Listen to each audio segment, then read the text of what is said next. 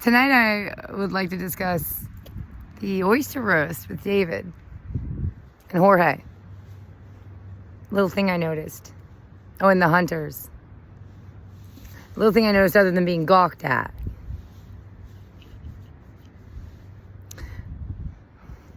I was the only female there, by the way. Just a bunch of dudes and me.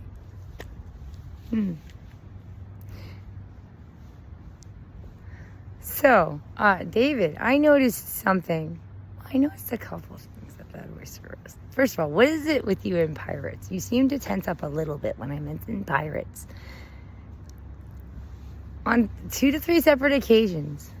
Just off the cuff. Just seriously. Like, is there some connection there? I'm just wondering. And speaking of you tensing up when I mention things. Are you like the great-great-grandson of a pirate or something?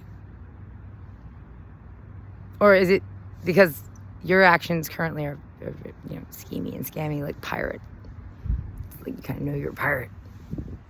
Something like that. I'm just wondering. It just seemed to... Because I mentioned it, in the barn once. I think that I call Willie an ornery pirate. And there was a little bit of a pause. And then later at the Oyster Roast, I mentioned it just saying, because I was explaining how my friend, a friend of mine, when I was about to leave to go across the country, she took me to Walmart and got me a bunch of weapons, like a machete and a hatchet, because she was like, you're going through the desert and there's pirates in the desert. And I was just kind of reenacting what she was saying to me. And again, it was a little bit of air getting sucked out of the room or away from the bonfire. The other pause I noticed was when I was saying to Jorge across the fire. So I was here and Jorge was across from me and you were off to the left. I mentioned to Jorge about tea tree oil. I said, yeah, Jorge, I've been meaning to mention to you. And you were listening. You were paying attention to the whole thing. I forget where the Hunters were. I think they kind of had gone off by then. They were the first to leave. Valenti spent most of the time inside. He kind of wandered out once in a while. Chumi, I forget, gone back in for something, or he wasn't around right then. It was just you and I and Jorge. Sucking down oysters and, so on and so forth. And I remembered I had wanted to mention tea tree oil to Jorge as a cheap alternative to all those expensive creams that we were getting at the Tractor Supply to help heal up the horses. I wasn't sure if horses were good with it because I know it works really well for people. Works well for me. So I double checked that. I looked it up, and when I saw, actually they put it in healing creams and lotions for them all the time.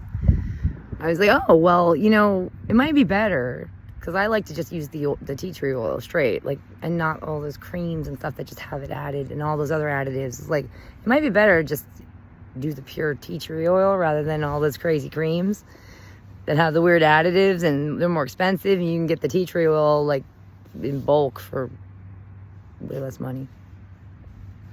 If you look around a bit. See, I was looking out for you. I was looking out for your money. Anyway, but yeah, so I mentioned that to Jorge right in front of you across the fire. And I noticed a pause between the two of you and a little look from you over to him.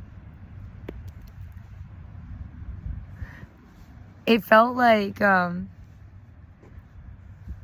do I feel like that's because I was talking about myself in the future at that job and you both knew that I wasn't going to be at that job very long in the future.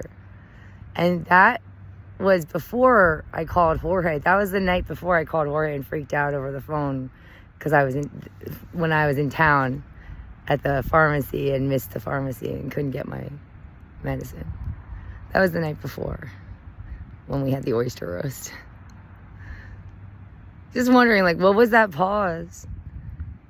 It was just a little exchange. And it was just neither of you were very, like, pleased that I mentioned, like, oh, like, by the way, tea tree oil, that stuff is miracle worker. It, like, heals stuff up really, really well. And I looked it up. Horses are good with it. It's like, it could be a cheap alternative. But, so, I think the problem you both had with me mentioning that was, again, that I was talking about myself, like, in the future tense, as if I was going to be in that job for a while into the future. And then I was, like, thinking about that in the future, you know, thinking about myself in that job in the future. And you both knew already that I was going to be fired. Like, David, you already made up your mind to fire me before I called Jorge and, like, freaked out at him to him on the phone. You already knew you were going to fire me, didn't you? You lying cuntbag. Otherwise, I mean, like, can you explain what that pause was? It really was it was a noticeable pause, and, like, both you and Jorge had at the same time, because I mentioned the tea tree oil for Shania's ankle. I was like, we could try that on Shania's ankle, and, you know, it might be better to use that on little cuts and stuff that they get, because it's just, you know, if you just use the straight oil and you don't have all those crazy additives that could cause, like, more bacterial infection and stuff. And I was explaining how tea tree oil it's kind of a light astringent. It's not too harsh, but it's also helps heal. Not ton of things do that. Like, there's lots of stuff that they're either an astringent or they help heal. But if they help heal, they could also get bacteria in there and, like, actually cause worse infection and stuff. But then the thing with the astringent is, like, it'll kill bacteria, but it could agitate the area and makes it harder to heal. So that's why tea tree oil actually really works. I think it's a little miracle oil, because it does a little bit of both. It's a mild astringent, and it helps to heal.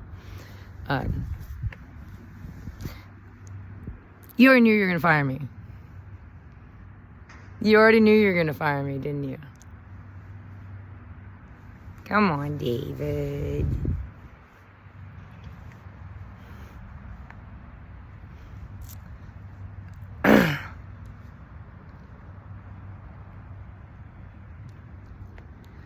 Oh, right. I was promising the ladies in your life a scolding. That's right. I gave this particular lecture to some other women who I've never met. The wives of cops who were being